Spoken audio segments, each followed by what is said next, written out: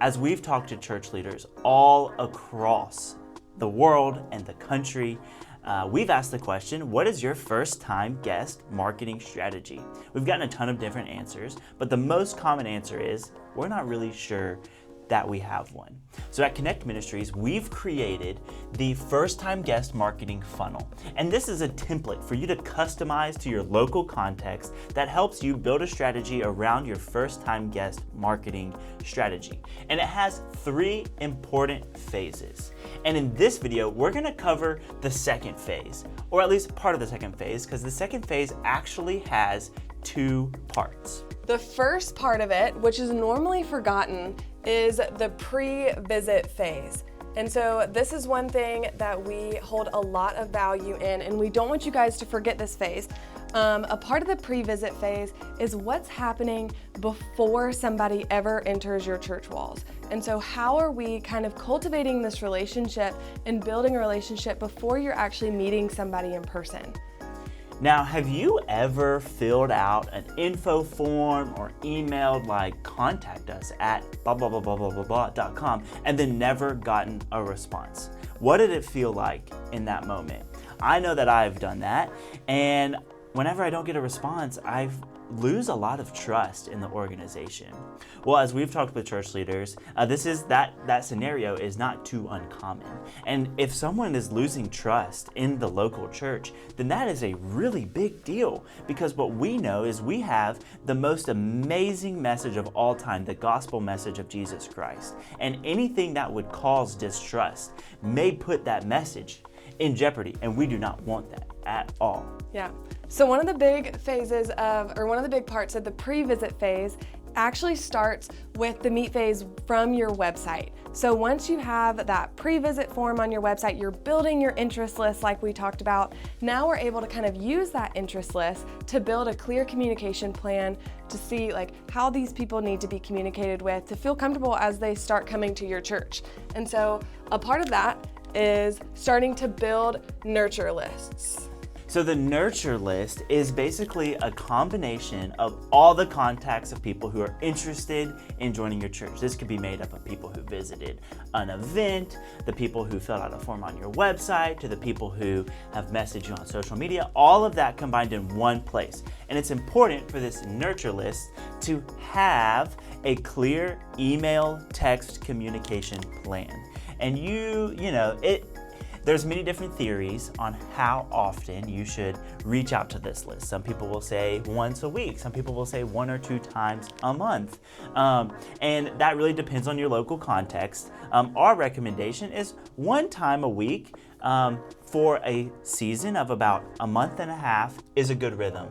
And then after that, you want to just check in with them and on a semi-regular basis, maybe once a month, to let them know about the big events that are going on in your church, to hopefully meet them where they're at, to welcome them in to your church body. And so an important pillar of building your plan around a pre-visit greet phase is by using the nurture list for email, text communication.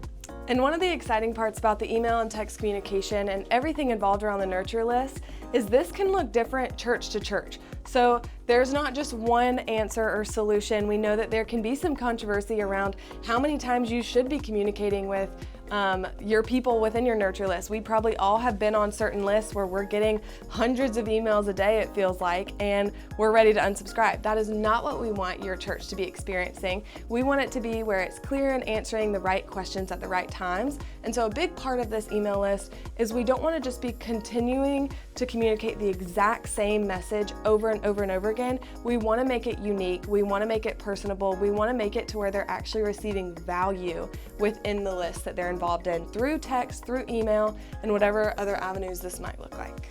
Now, there's a good chance that most people on this list are gonna be a little bit skeptical or nervous about attending your church. I mean, I know for me, anytime me and my wife go and try a new restaurant, she's gonna spend time looking at the menu, reading all the details, looking at the reviews, looking at the price of things and the ratings and all of that. Same thing's true for a church. And so you wanna make sure that you're trying to bring down the guard cards of people who are thinking about coming to your church. One way you can do that is by having an I'm new page on your website.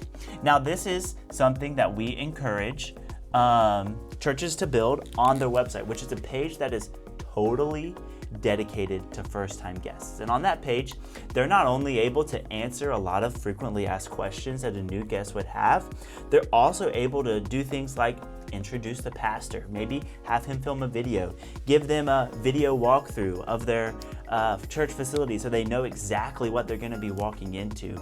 Or maybe even show them pictures of people who are going to be at that church and what it looks like so that they know exactly what they're walking into. But what this does is it practically answers questions and helps them feel more confident whenever they actually end up showing up at your church. Okay, so let's now address maybe the elephant in the room, which is how does AI really work within this frame of this pre-visit greet phase? And so I think that AI has now kind of become a large part of the digital world of things. Yes, it is so easy to create content. It's easy to create imaging. And so now it's like, how are we using that in the right way? There is a healthy way to use AI, but a lot of what we're trying to do in this pre-visit phase does not need to include AI, because what we're trying to do in this pre-visit phase is to actually build trust with people who might not know us. And what you guys have probably been able to see is some areas of AI, you're actually able to really tell, hey, this is AI generated content, not probably much thought or heartfelt messaging came behind what was done here in this content. And so what we want to do is remove AI from a lot of these pre-visit communications and really add in personal touches that your church is the heartbeat behind what you guys stand for in your leadership team. Like Nate said, include some fun personal videos, include fun messaging that maybe your church body knows. Let these first-time guests in on some of these kind of unique ways that you guys communicate, and let it be a point where you guys can build relationships together. So what does personal practically look like? What if they got a text from someone on your team? What if they got a call? What if they got a video that just said, hey, my name's Nate, I'm looking forward to you coming to church on Sunday? That would go so far, because in a world of AI, personal really stands out. So how do we make this personal? That is a big thing. So now that you are encouraging them to show up, okay? So the pre-visit phase, your goal is to get them to show up on a Sunday. Now, what do you do when they actually show up? Well, that takes us to the second part of this process. So we actually have a video that explains and walks you through a strategy about first-time guest marketing on the in-person visit, and you can check out the video in the description for more on that process.